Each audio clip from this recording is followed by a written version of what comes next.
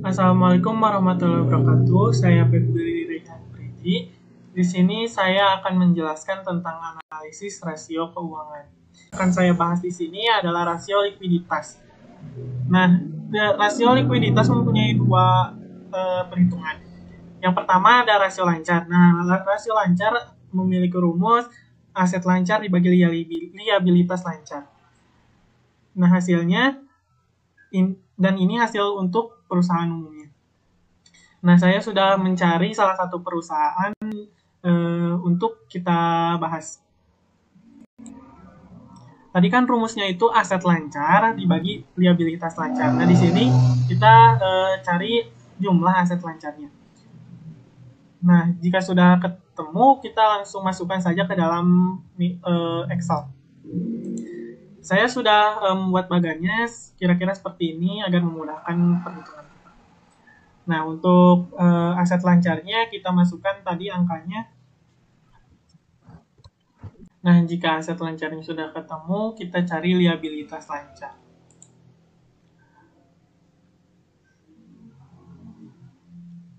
Nah, untuk liabilitas lancar, kita ambil saja jumlah liabilitas jangka pendek. Kita masukin lagi ke dalam Microsoft Excel.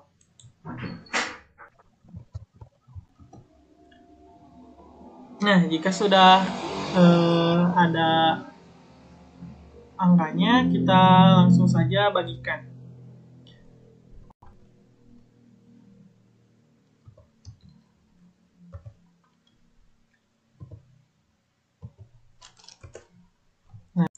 Nah, untuk hasilnya itu 3,2 sekian.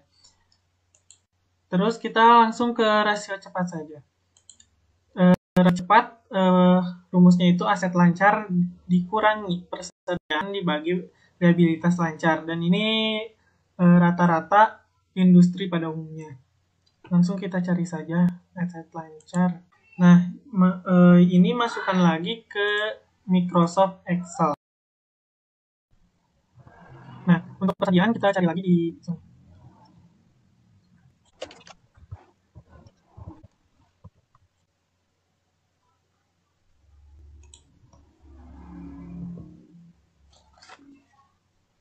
Nah, langsung saja kita hitung.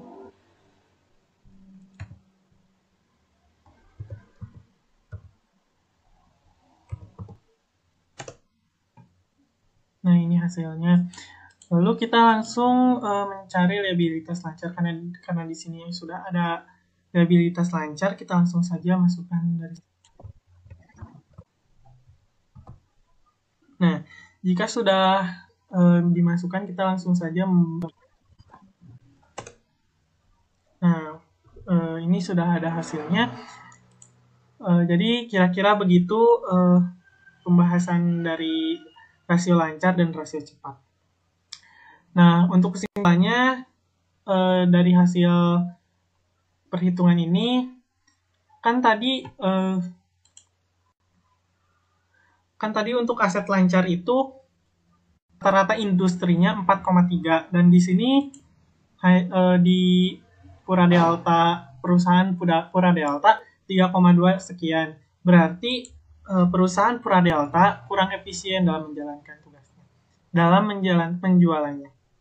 Dan untuk rasio cepatnya di rata-rata umum itu 2,2 dan di perusahaan Pura Delta ini hanya 1,42.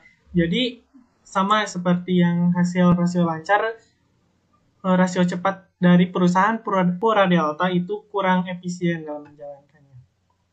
Nah, baik, sekian pembahasan dari saya. Wassalamualaikum warahmatullahi wabarakatuh. Assalamualaikum warahmatullahi wabarakatuh. Perkenalkan, nama saya Siti Aisyah dengan nomor NPM 101207106. Saya merupakan mahasiswa dari STEMBI Bandung Business School. Di sini saya akan menjelaskan mengenai rasio nilai pasar. Rasio nilai pasar adalah rasio yang memperhitungkan harga saham dengan laba, nilai buku per saham, hingga arus kas. Sementara menurut Fahmi, rasio nilai pasar digunakan untuk menilai kondisi pasar saham pada periode tertentu. Lalu yang selanjutnya adalah manfaat rasio nilai pasar. Yang pertama, sebagai tolak ukur kompensasi dalam memberikan imbalan investasi kepada investor melalui pembagian dividen perusahaan. Lalu yang kedua, bagi investor, rasio ini merupakan rasio penilaian dan evaluasi dalam berinvestasi. Yang ketiga, salah satu dasar penilaian yang digunakan untuk melakukan investasi jangka pendek dan jangka panjang. Price Earning Ratio atau PER. Price Earning Ratio adalah rasio dasar yang digunakan untuk mengetahui harga wajar saham perusahaan. Dalam perhitungannya, PER menggunakan perbandingan antara harga saham dengan laba per sahamnya. Sementara untuk mengetahui earning per share, digunakan rumus laba bersih dikurangi saham preferen baru dibagi dengan rata-rata ketimbang saham yang beredar. Berikut contoh soal mengenai PER. Contoh soal PT ABC, diketahui harga pasar saham perkembangan senilai 66,875. EPS atau disebut juga earning R lembar per sahamnya 6,38. Yang ditanyakan adalah PR pada perusahaan PT ABC. Jawabannya, rumus PR adalah harga pasar saham perkembangan dibagi dengan EPS atau earning R lembar saham, yaitu 66,875 dibagi dengan 6,38, hasilnya 10,5 kali. Perusahaan yang diharapkan akan tumbuh tinggi atau mempunyai prospek baik, mempunyai PR yang tinggi. Sebaliknya, perusahaan yang diharapkan akan mempunyai pertumbuhan rendah, akan mempunyai PR yang rendah. Lalu yang selanjutnya adalah Market Book Value Ratio. Adalah rasio keuangan yang memberikan informasi bagi investor terkait nilai buku atau book value dan harga saham atau disebut juga stock price perusahaan. Rumus atau cara menghitung rasio MBV atau PBV yaitu dengan membandingkan harga saham stock price dengan nilai buku per lembar atau disebut juga book value per share. Sekian penjelasan dari saya. Mohon maaf apabila banyak kesalahan. Wassalamualaikum warahmatullahi wabarakatuh. Assalamualaikum warahmatullahi wabarakatuh. Perkenalkan, nama saya Ihsan Burhanuddin. NPM saya 101205332. Kelas G1 Manajemen. Saya berasal dari Sekolah Tinggi Ilmu Ekonomi STEMBI Bandung Business School. Oke, baik. Di sini saya akan menjelaskan materi mengenai present value. Present value atau nilai sekarang adalah nilai uang sekarang yang akan diperoleh atau dibayar di masa yang akan datang dengan tingkat suku bunga tertentu pada setiap periode. Nilai saat ini dari jumlah uang di masa datang atau serangkaian pembayaran yang dinilai pada tingkat bunga yang ditentukan. Nah, langsung saja ke rumusnya. Present value sama dengan future value kali 1 tambah interest pangkat N. Di sini ada keterangannya, present value nilai uang sekarang, N yaitu jumlah tahun, future value yaitu nilai uang masa depan di tahun ke N. Interest itu tingkat suku bunga. Nah, di sini ada contoh soalnya. Pak Amir hendak menabung uangnya di bank dengan tujuan mendapatkan uang sejumlah 20 juta. Setelah 4 tahun menabung, jika tingkat suku bunga yang didapatkan sebesar 10%, maka perhitungan uang yang Pak Amir harus tabungkan adalah. Sekarang kita kerjakan, future-nya di sini adalah 20 juta dan kemudian interest-nya adalah 10% dan jumlah tahunnya adalah 4 tahun. Maka present value sama dengan 20 juta dikali 1 tambah 0,1 pangkat 4. Kita jumlahkan bagian interest-nya. Bagian interest-nya di sini 1 tambah 0,1 pangkat 4 pangkat min 4. Jadi 1,461. Lalu kita jumlahkan lagi agar mendapatkan nilai present value-nya. Present value sama dengan 20 juta dikali 1,4641. Maka present value-nya adalah 13.660 269,1 dibulatkan menjadi 13.660 269. Demikian penjelasan mengenai present value. Mohon maaf sebelumnya bila ada penjelasan yang salah. Sekian dan terima kasih. Assalamualaikum warahmatullahi wabarakatuh. Perkenalkan, nama saya Andi Sutisna dari kelas G1 Manajemen dengan NPM 101200571. Saya adalah mahasiswa dari STY STMB Bandung Business School. Nah, di sini ada anuitas ya. Anuitas adalah rangkaian atau seri pembayaran atau penerimaan uang yang jumlahnya, periode, serta tingkat bunganya sama selama jangka waktu tertentu. Nah, anuitas dapat dihitung menggunakan konsep future value annuity dan present value annuity. Suatu rangkaian pembayaran uang dalam jumlah yang sama yang terjadi dalam periode waktu tertentu.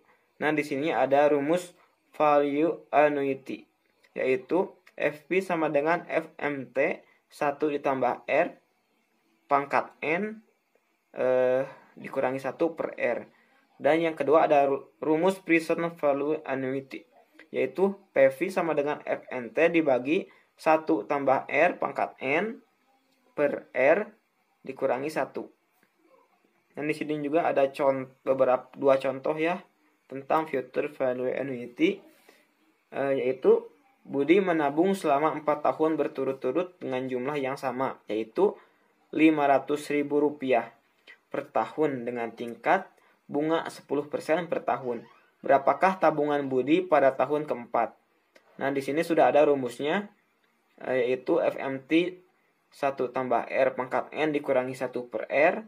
Nah, di sini FMT-nya yaitu 500.000, 1 tambah 0,1 yaitu bunga 10 per 100, yaitu jadi 0,1 pangkat 4 yaitu tahunnya dikurangi 1 per 0,1 dari persentasenya. Dan hasilnya di sini sudah terlihat ya, ada 500.000 dikali 4,641 dari sini. Dan hasil akhirnya yaitu 2.320.500. Dan contoh soal yang kedua yaitu tentang present value annuity, yaitu Lisa menabung selama 3 tahun berturut-turut dengan tujuan mendapatkan 5 juta rupiah dengan tingkat bunga 10% per tahun. Berapakah uang yang harus ditabungkan Lisa? Nah, di sini hampir sama rumusnya, cuman tinggal dibalik ya, tadi dikali sekarang dibagi, yaitu 5 juta yaitu dari tujuan Lisa untuk mendapatkan uang 5 juta yaitu FMT-nya dibagi 1 ditambah 0,1 dari persentasenya pangkat 3 yaitu tahun periodenya dikurangi 1 per 0,1. Nah, ini hasil akhir yaitu 3,31 dari hasil perkalian dan pengurangan di sini. Jadi 3,31. Jadi 5 juta dibagi 3,31 hasilnya 1.510.574 rupiah. Jika dibulatkan jadi 1.510.574. Assalamualaikum warahmatullahi wabarakatuh. Perkenalkan, nama saya Alia Fatma dengan NPM 101200711. Saya dari kelas G1 Manajemen. Oke, saya akan menjelaskan tentang rasio hutang atau debit rasio. Rasio hutang atau debit rasio adalah rasio solvabilitas yang mengukur total kewajiban perusahaan sebagai persentase dari total asetnya. Dalam arti tertentu, debit rasio menunjukkan kemampuan perusahaan untuk melunasi kewajibannya dengan asetnya. Rasio ini mengukur leverage keuangan suatu perusahaan. Perusahaan dengan tingkat kewajiban yang lebih tinggi dibandingkan dengan aset dianggap memiliki leverage yang tinggi dan lebih berisiko bagi pemberi pinjaman. Rumus untuk menghitung rasio hutang seperti yang sebelumnya sudah dijelaskan. Debit rasio berarti ukuran stabilitas keuangan suatu perusahaan adalah evaluasi umum untuk setiap investasi yang membutuhkan pinjaman. Berikut adalah rumus dalam menghitung rasio hutang pada suatu perusahaan. Rasio hutang sama dengan total hutang atau total aset. Rasio hutang adalah rasio solvabilitas fundamental karena kreditor selalu khawatir tentang pembayaran. Ketika perusahaan meminjam lebih banyak uang, rasio mereka meningkat. Kreditor tidak akan lagi meminjamkan uang kepada mereka. Perusahaan dengan debit rasio yang lebih tinggi lebih baik mencari pembiayaan ekuitas untuk menumbuhkan operasi mereka. Contoh kasus, Dave's Guitar Shop sedang berpikir untuk membangun ruangan tambahan di bagian belakang gedung yang ada untuk penyimpangan stok yang lebih banyak. Dave berkonsultasi dengan akuntannya tentang mengajukan pinjaman baru. Bank meminta saldo Dave untuk memeriksa tingkat utangnya secara keseluruhan.